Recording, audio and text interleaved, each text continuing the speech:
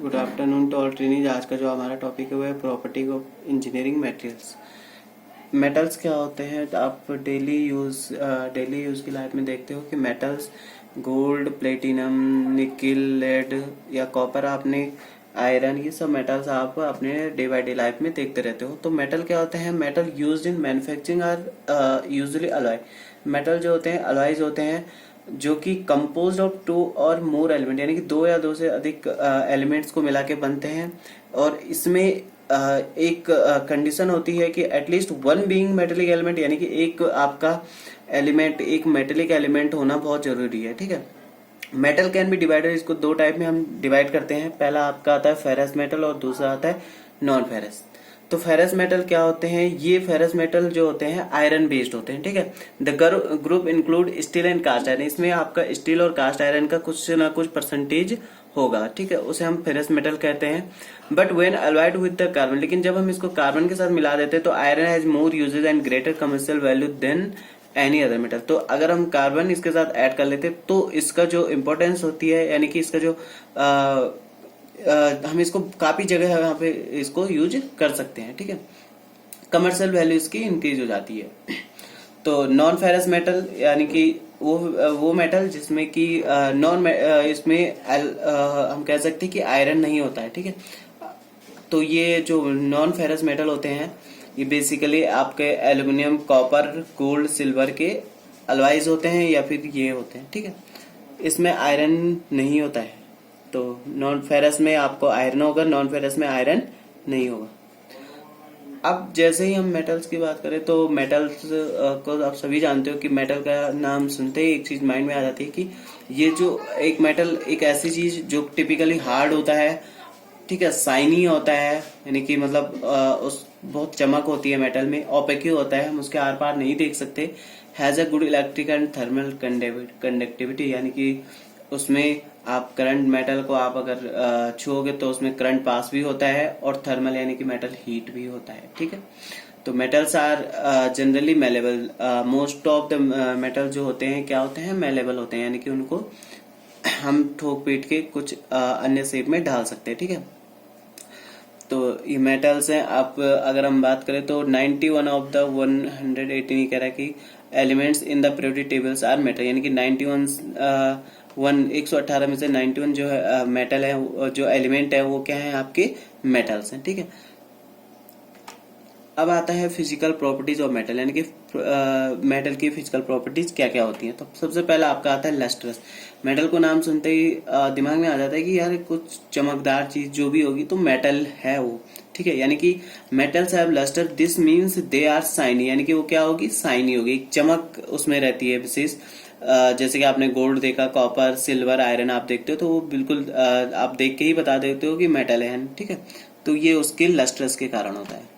Second जो उसकी properties होती है टेक्टिलिटी। टेक्टिलिटी क्या प्रॉपर्टीज होती है? आपने देखा होगा कि हमारे जो घरों में करंट या बिजली आती है तो उसमें काफी लेंथ, यानी कि जो लंबे लंबे तारों से आती है। ठीक है, तो वो तार अगर बन पाते हैं तो केवल इसी कारण, इसी प्रॉपर्टीज के कारण बन पाते हैं, इसी गुण के कारण बनते हैं, क्योंकि डक्टिलिटी के जो डेफिनेशन होती है कि इसके द्वारा हम लंबे लंबे तार को, मेटल को यानी धातु को लंबे लंबे तारों में खींच सकते हैं। ठीक है। तो ये आप कॉपर वायर देख रहे हैं, एल्यूमिनियम वायर देख रहे हैं, तो इसमें डक्टिलिटी का गुण होता है। अब आता है डेंसिटी। डेंसिटी का नाम सुनते ही डेंस मतलब घना। ठीक है, तो आप देख रहे हो कि यहाँ पे जो स्पेसिंग होती है, मेटल के जो एलिमेंट होते हैं, यानी कि मेटल का जो एटम होगा, अणु होगा या परमाणु, तो उनके बीच में जो स्पेस होता है बहुत कम या नेग्लेजिबल होता है। ठीक है, इसलिए हम कहते हैं कि जो मेटल होती है उनकी डेंसिटी क्या होती है? हाई होती है as compare to non metal. Iron, copper, gold आप देखोगे कि इनकी जो डेंसिटी है बहुत हाई होती है। थोड़ा सा इसमें most metal have high density because of that they feel heavy for their size, और इसी कारण ये हैवी भी होते हैं। ठीक है। Conductor of heat and electricity. आपने देखा होगा मेटल्स की बात करें तो हीट और इलेक्ट्रिसिटी के कंडक्टर होते हैं, बहुत अच्छे कंडक्ट करते हैं ये। इसी कारण से जो मतलब जितने भी घरों में करंट वगैरह, बिजली वगैरह आती है, वो मेटल जो वायर होती है वो मेटल की ही बने होते हैं, क्योंकि ये गुड कंडक्टर होते हैं।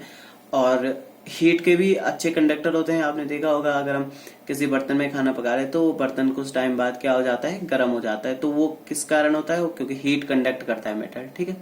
तो इसमें मेटल आप बात करें तो गोल्ड हो गया, कॉपर, सिल्वर, आयरन, ये मेटल सारे, ठीक है। उसके बाद हार्डनेस की बात करें तो हार्डनेस, अगर मेटल है तो हार्ड तो होगा ही, ठीक है। देखिए तो हार्डनेस एक अनदर प्रॉपर्टी है मेटल की। However there are quite a few metals which are soft, कुछ मेटल्स ऐसे भी हैं जो सॉफ्ट होते हैं। तो वो मेटल कौन से, सोडियम, लिथियम, गैलियम, सीजियम और पोटेशियम, ये 5 ऐसे मेटेरियल है जो मेटल होने के बावजूद भी क्या होते हैं, हार्ड ना होकर सॉफ्ट होते हैं, ठीक है। वैसे मोस्टली ऑल मेटल जो होते हैं हार्ड ही होते हैं। सोनोरस, सोनोरस हमें बताया, सोनोरस का मतलब होता है कि जब आप मेटल पे आप हैमरिंग करते हो या फिर मेटल पे आप हिट करते हो तो उसमें एक बहुत प्यारी सी एक साउंड निकलती है, तो उसी को हम कहते हैं sonorous. Metal are sonorous, it means make a sound when hit with an object, ठीक है। आपने देख रहे हो यहाँ पे बेल बनी हुई है, अगर घंटी बजाते हो तो बहुत तेज साउंड आती है, ठीक है। तो सोनोरस होते हैं मेटल।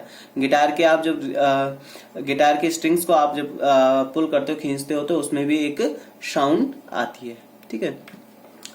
कुछ एक्सेप्शनल केस होते हैं मेटल में, जैसे कि इलेक्ट्रिक कंडक्टिविटी की बात करें तो कार्बन नॉन मेटल है, लेकिन उसके जब ग्रेफाइट के फॉर्म में होता है, तो आपने पेंसिल देखा होगा, तो पेंसिल में के अंदर जो एक ब्लैक रॉड होती है वो ग्रेफाइट होता है, वो क्या करता है, इलेक्ट्रिसिटी को कंडक्ट करता है, यानी कि उस पर आपका करंट लग सकता है।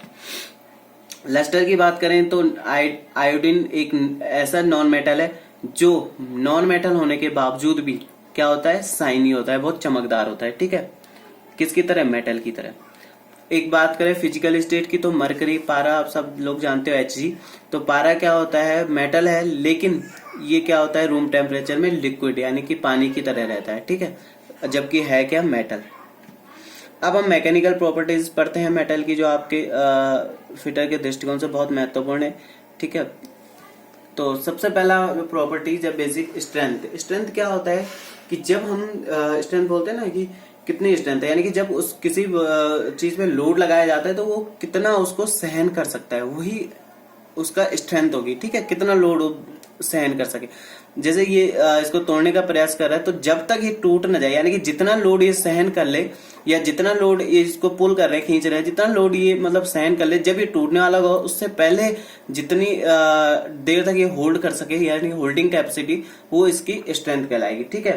तो ये स्ट्रेंथ जो होती है, एबिलिटी होती है मटेरियल की with strength stretch without failure, यानी कि फेलियर होने यानी टूटने से पहले की जो इसकी क्षमता होती है, ठीक है। इलास्टिसिटी की बात करें तो इलास्टिक का नाम सामने आते ही हमें पता है कि इलास्टिक क्या होता है, जैसे रबर होता है, हम खींचते हैं और फिर वो जैसे खींचते हैं, फिर वो कुछ टाइम जैसे ही हम लोड को हटाते हैं वो अपनी इनिशियल पोजीशन में वापस आ जाता है। यानी कि the property of material by virtue of the which deformation caused by applied load disappears upon removal of load, यानी कि जब आप उस पर लोड अप्लाई करते हो तो उसमें एक डिफॉर्मेशन आ जाता है, यानी कि वो इलोगनेट हो जाता है, लेकिन जैसे ही आप लोड को हटाते हो तो वो अपनी इनिशियल पोजीशन में वापस आ जाता है। तो इलास्टिक का मतलब जो होता है रिवर्सिबल होता है। रिवर्सिबल क्या होता है कि यहां से यहां तक गया, वहां से फिर वापस अपनी पोजीशन पे आ गया, ठीक है।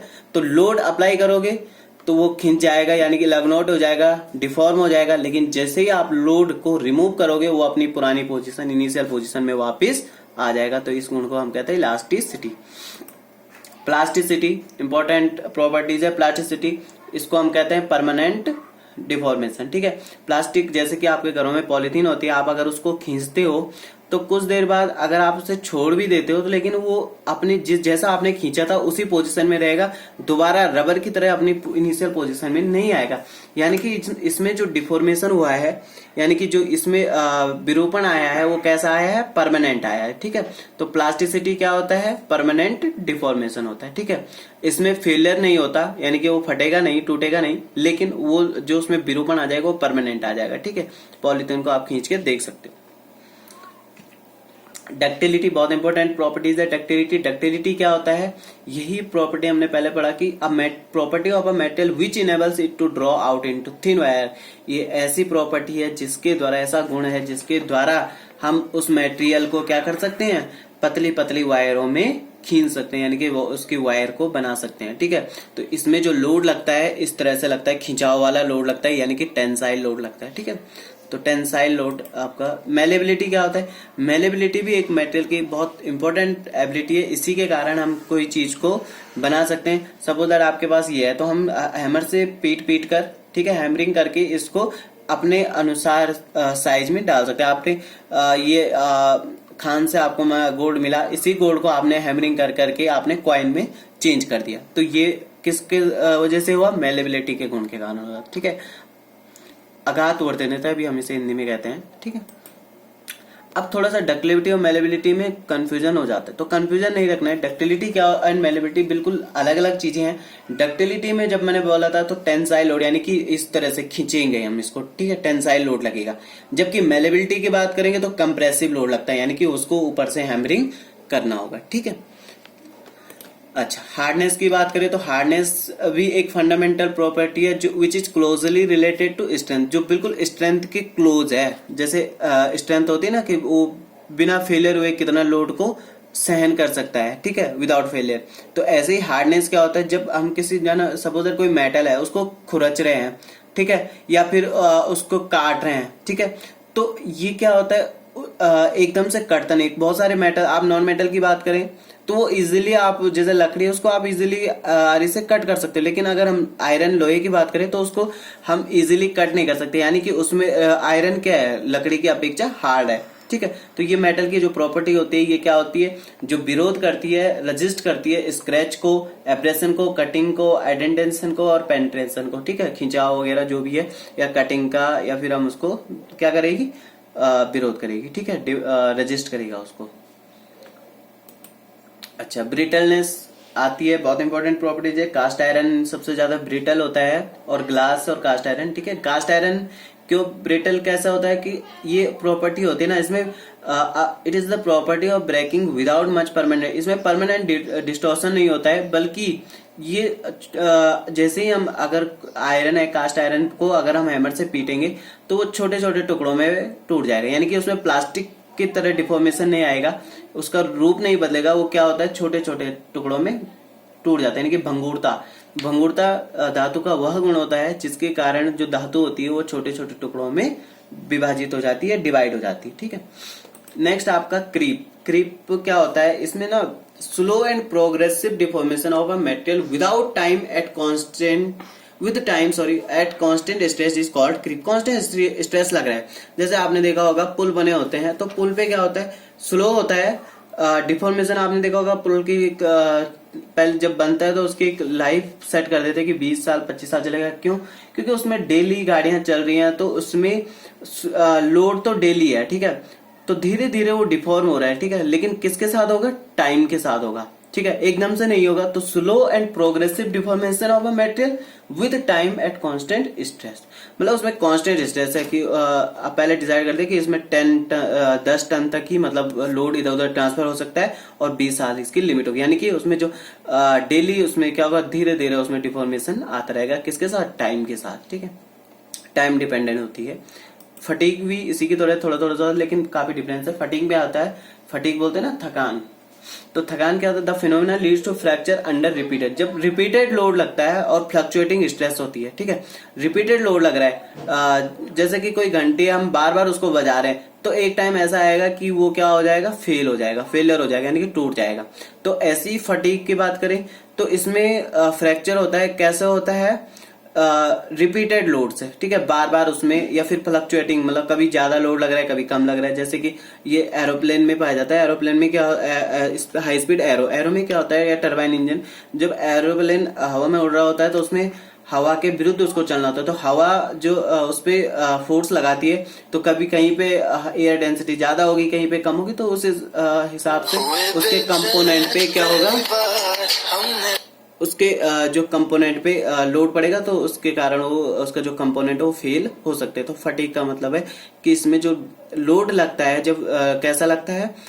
एक तो रिपीटेड लगता है और फ्लक्चुएटिंग लगता है, यानी कि बार बार लगेगा, और जो लोड है उसकी जो स्ट्रेंथ है वो कम ज्यादा हो सकती है। थैंक यू, मिलेंगे नेक्स्ट वीडियो में।